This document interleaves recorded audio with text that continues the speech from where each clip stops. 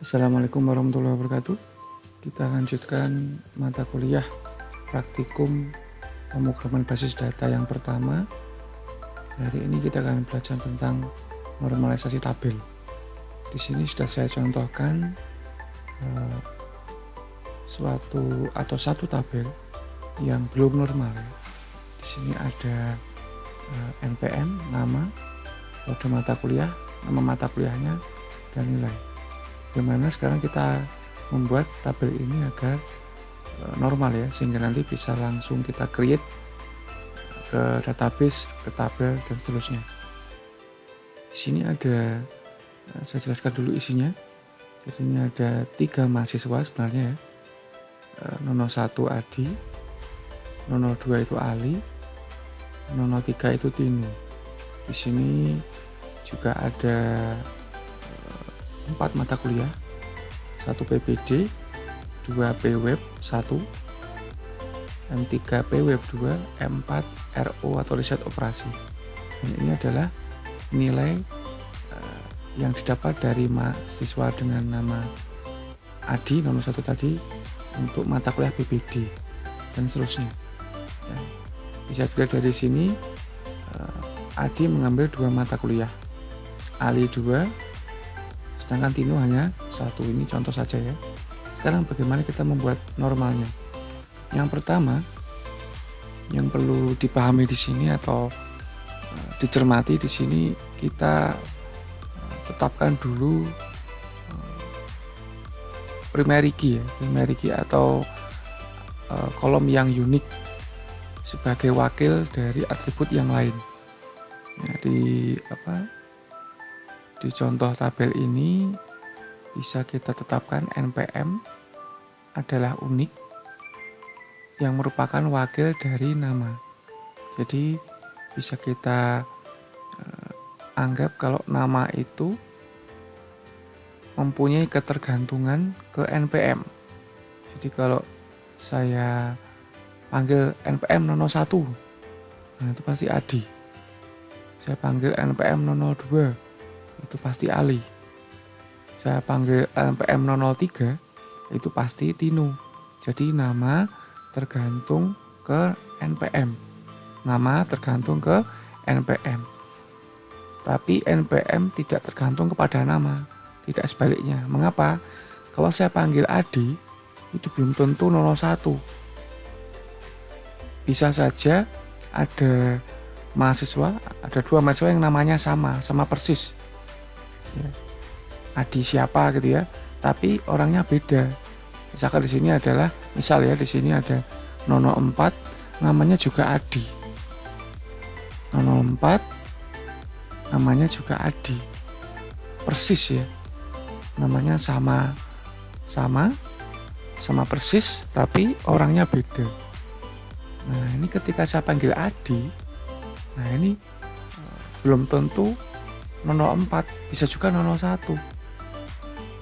Tapi kalau saya panggil Nono 4, nah pasti Adi yang ini gitu. Jadi mengapa NPM tidak tergantung ke nama, tapi nama yang tergantung ke NPM. Nah gitu ya. Nah gitu. Jadi ini tergantung ke sini. Nah sekarang MK juga sama dengan nama, dia tergantung ke kode. Dia tergantung ke kode saja, tidak tergantung ke yang lain. Ya, jadi ketika saya ambil mata kuliah M1, pasti itu PBD. Ya, kalau saya ambil mata kuliah M4, itu riset operasi dan seterusnya. Dan tidak sebaliknya ya. Nah, ini tidak tergantung yang ini. Ya. Karena bisa juga PBD ini ada di prodi yang lain dengan kode yang berbeda, nah ya, yang bersama dengan mahasiswa ya. Cuma ini penerapannya di prodi, karena mata kuliah itu setiap prodi berbeda, bisa juga sama. Ya, meskipun sama, tapi kodenya pasti berbeda kalau prodinya lain. Kemudian nilai, nah nilai ini dia tergantung ke mata kuliah apa dan siapa yang ngambil nilai ini. Jadi tidak tergantung ke salah satu di mata kuliah atau hanya di nama atau hanya di mahasiswa, karena nilai ini bisa muncul jika ada mahasiswa dan mata kuliah. Sedangkan tadi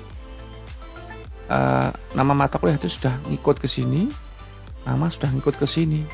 Jadi nilai itu ngikut kode dan NPM.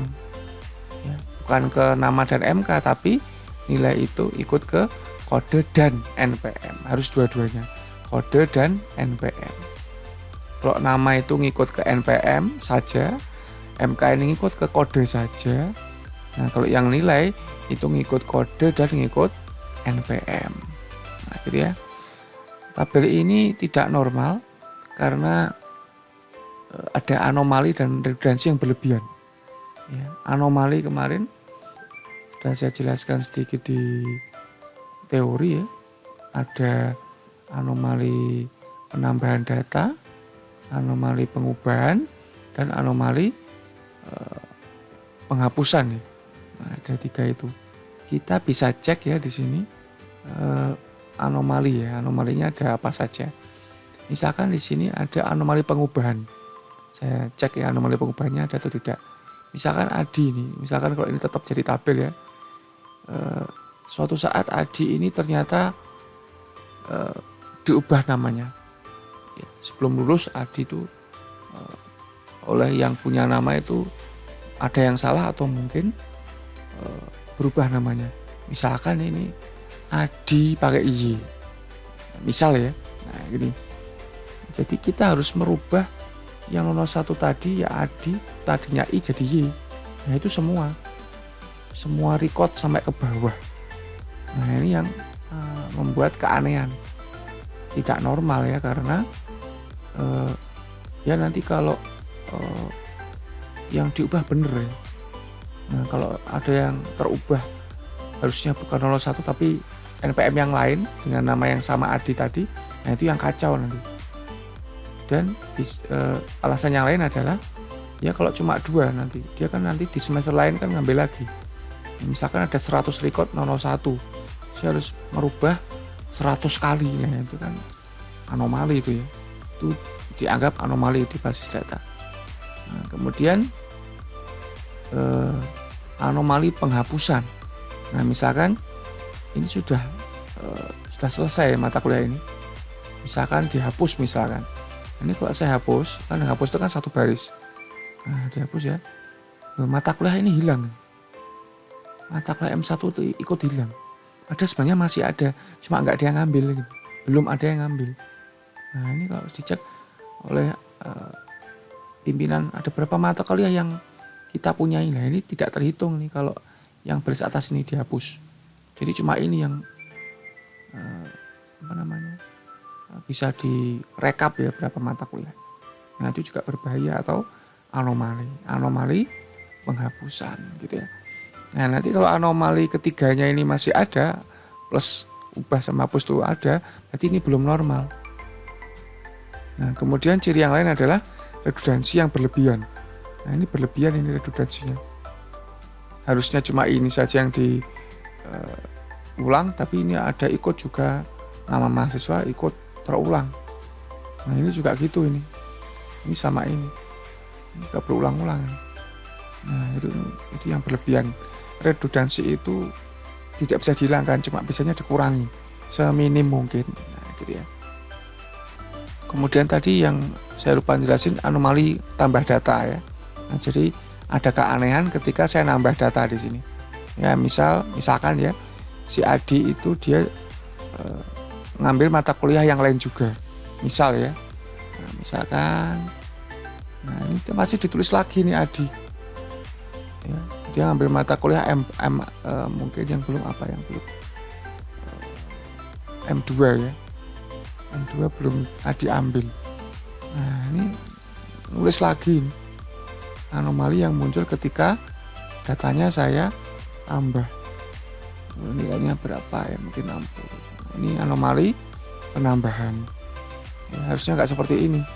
Ya, ini ngikut di tulis lagi gitu ya. Itu jadi anomali tambah ubah hapus kemudian redundansi yang berlebihan tadi. Itu jika masih ada, berarti tabel ini belum normal. Bagaimana agar normal? Ya solusinya kita pecah menurut pemimpin-pemimpinnya. Kan pemimpinnya ini. Nah, 2 ini. Ya, menurut ketergantungannya. Ya, ini ikut ini kan, berarti kalau ini saya ambil, ini ikut. Nah, ini juga gitu.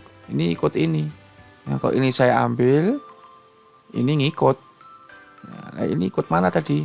Ikut ini. Nah, jadi kalau ini mau saya ambil, 2 ini harus ikut. Nah, gitu intinya. Nah, sekarang kita pecah ya. Nah, ini kita buat tabel yang normal. Ini saya copy saja. Ya, ini ada Adi, Ali sama Tino ya. Nah, ini saya copy 3 ini misalnya. Saya copy, saya paste ke sini misalkan cari ini aja ya. Nah, ini saya sesuaikan datanya. Bentar ya. Ini nomor 3. Adi, siapa saja tadi? Adi, Ali, Tino ya. Adi. Sebentar. Ali 002 ya. Oke, ini Tino ya. Ini satu tabel, kita bisa namai ini tabel mahasiswa, gitu ya. Jadi intinya kita membuat tabel baru di sini. Kita membuat tabel pecahan dari yang nggak normal tadi ya. Jadi, nah gini ya. Ini rumah yang pertama ya, atau yang tabel yang pertama. Kalau di pertemuan praktek kemarin saya anggap ini rumah ya untuk analoginya ya. Nah sekarang kita bisa pecah juga yang ini. Ini ada 4 mata kuliah ya. 4 mata kuliah. Ini saya copy.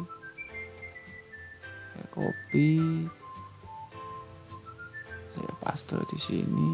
Nah, ya. Ini M4, M2 yang 1 M3 yang belum. Ini yang PWeb 2.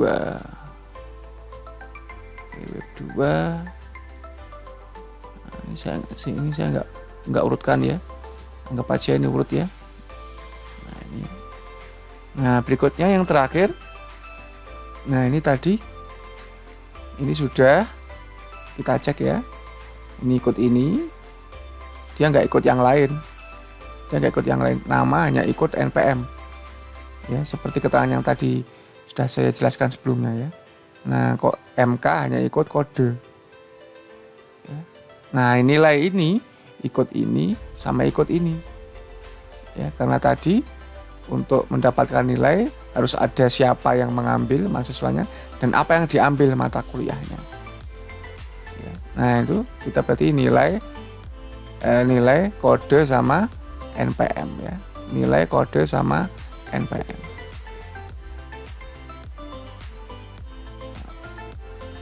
Atau gini aja nih, saya copy ini. Saya paste di sini. Paste. Nah, saya tinggal ambil kode. Copy, taruh sini. Terus NPM saya taruh sini. Nah, ini saya sesuaikan sekarang. Ini belum selesai ya. Ini kan masih kosong. Nah, ini ikutnya dari sini tadi. Jadi 001 tuh ngambil PBD, ngambil M1 dan M4 ya. 001 berarti sini M1 dan M4 ini saya ubah jadi 01.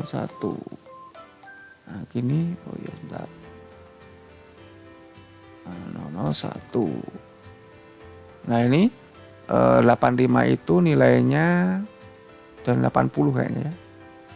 85. Dia ke 002, M2 sama M4 ya. 002 itu Ali, M2 dan M4. 002. Ini juga 002. Ini berapa tadi? M2 M4. M2 M4. Jadi informasinya nggak berubah, cuma bentuk datanya yang ganti ya. Informasinya intinya tetap ini intinya.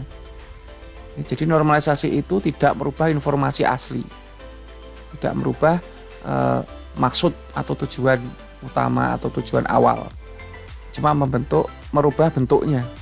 Nah ini tadi 7060 itu siapa? 003 M3 ya, saya satu-satu dulu. 003 M3. Nah tadi ini Tino ya, Tino ngambil lagi. Nah, ini pasti mata kuliah yang lain, mata kuliahnya adalah M2. Nah ini yang tadinya satu tabel, sekarang kita bisa memecah menjadi 3 tabel baru. Nah ini sudah, kalau mau dicek bisa ini, kalau mau dicek anomali sama redundansi ya. Yang jelas redundansinya sudah berkurang. Sekarang yang berulang hanya ini di baris NPM-nya di sini ya, dan mata kode ini kan berulang ini. Nah, mana tadi? Oh ini ya, M2 dan ini kan berulang. Mengapa berulang? Karena memang M2 itu diambil oleh 2 mahasiswa yang berbeda, satunya 01, satunya 02. Dicek di sini M2 ya. Nah ini PWeb. Oh ini tadi ini bukan RO ya. Ini tadi sebentar, tadi saya salah ketik kayaknya. Ini PWeb. Ini PWeb ya harusnya. Nah gitu harusnya ya. Tadi saya salah kopas ya. Salah ketik RO tadi. Nah, ini harusnya lihat ini. Adi itu ngambil PBD, RO dan PWeb 1. Adi itu diwakilkan dengan 01. Ya, dicek di sini. Tidak merubah informasi asli. 01 ngambil 1, 2 sama 3. Sama. Informasinya sama. Cuma bentuknya dipecah. Ya, untuk apa? Ya, untuk tadi agar tidak ada anomali, tambah ubah hapus dan mengurangi redundansi. Sekarang kita cek ya, anomali penambahan ya. Misalkan saya mau nambah mata kuliah. Nah, di sini ya. M5. Misalkan algoritma ya. Oh, ini dia enggak ngefek ke yang lain. Ya. Tidak ngefek ke yang lain. Ya. Nah, itu kalau di sini tadi misalkan saya hanya nambah mata kuliah yang ini, M berapa ini? M5. Saya tambahin, berarti kan hanya di sini. Ini anomali penambahan. Loh ini kan tidak ada ini, nah, itu anomali namanya. 0. Atau tadi yang berulang tadi. Kalau ini tadi kalau anomali penambahan itu jika nambahnya hanya sebagian informasi, yang lain kan tidak ada isinya. Ini anomali. Ini nggak boleh ini. 0 ini nggak boleh. Ya, membingungkan nanti bagi yang baca. Nah, itu anomali penambahan lolos ya. Karena di sini yang ditambahkan hanya mata kuliahnya, di sini aman, tidak ada yang 0. Berikutnya kalau saya ubah. Nah, tadi Adi pakai Y ya. Ini saya tinggal ganti di sini. Nah, cek. Selesai. Ya, nah ini. Saya nggak perlu lagi merubah sebanyak yang lain. Ya, karena Adi nama hanya di satu tempat di MHS. Dia nama ini tidak ada di tabel-tabel yang lain. Jadi saya cukup ubah satu di sini, ya. Yang lain ngikut karena yang diambil hanya NPM-nya. Dia nggak ngambil namanya. Nah gitu. Yang terakhir adalah ini saya kembalikan ya. Yang terakhir adalah anomali penghapusan ya tadi. Misalkan saya hapus yang mana tadi ya? Tadi ini saya hapus ya. Ini saya hapus. Ini saya hapus. Nah, ini saya hapus ya. Misalkan ini saya hapus atau saya warnai saja ya. Saya warnai hitam ya. Enggak, dia enggak ngefek ke yang lain. Dia enggak mengurangi mata kuliah atau dia tidak menghapus data mata kuliah. Tetap ada di sini aslinya. Cuma tadi yang di sini tadi tidak jadi ngambil atau sudah lulus gitu. Jadi di sini tidak terpengaruh. Di sini juga tidak terpengaruh. Nah, itu anomali penghapusan. Nah, dan yang terakhir adalah redundansi tadi. Ini sudah berkurang redundansinya. Nah, berarti kalau itu sudah anomali sudah tidak ada, redundansinya sudah minim ya, ini berarti sudah normal. Nah, gitu ya. Jadi itu untuk bagaimana kita melakukan normalisasi tabel di praktikum PPD yang pertama. Ini saya singgung karena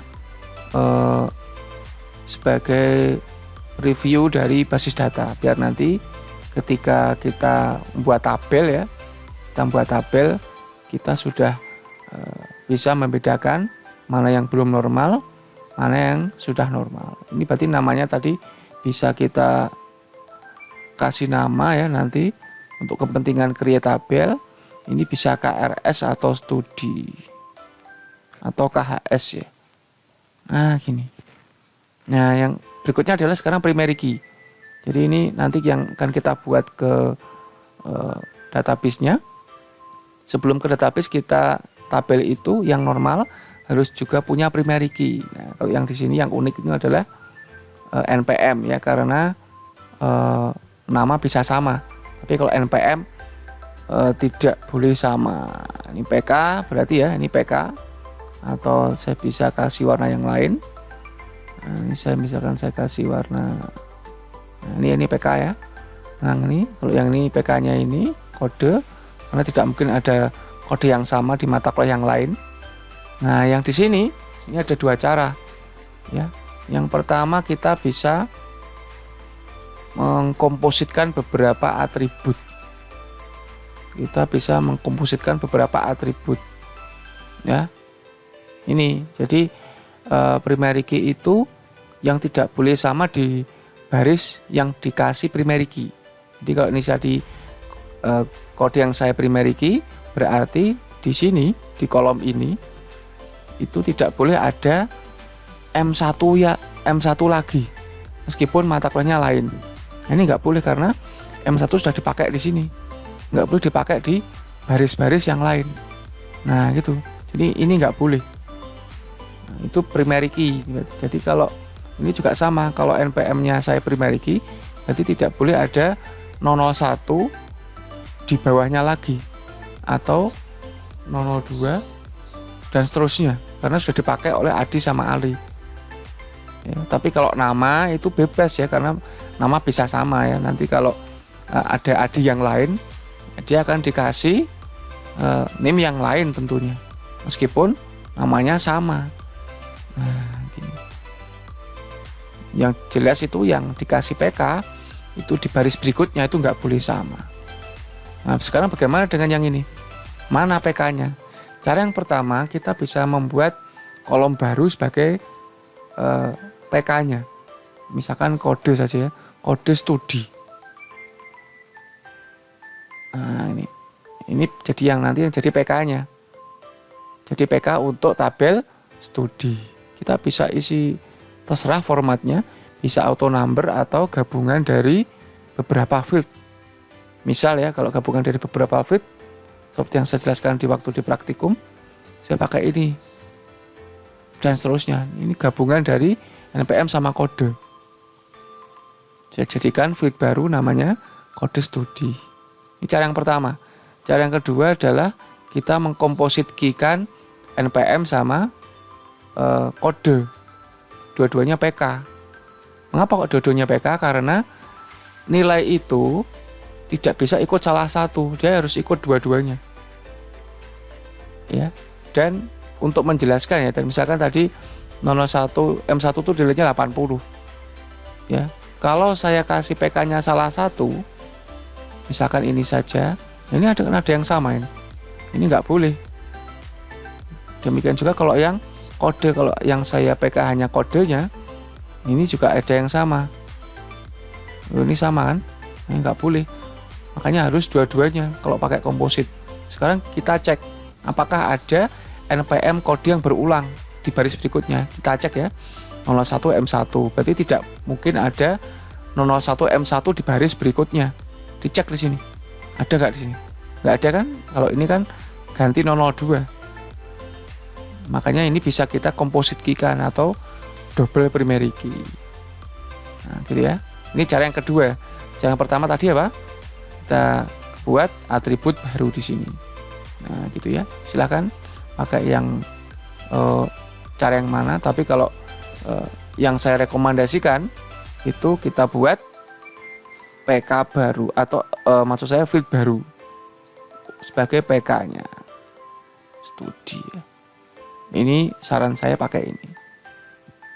Ya, dengan isian bisa auto number atau hasil generate atau hasil apa ini? Penggabungan dari beberapa atribut. Nah, gitu ya.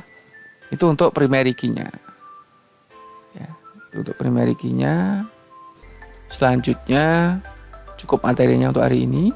Selanjutnya kita bisa meng-create apa yang sudah kita buat di proses normalisasi ini.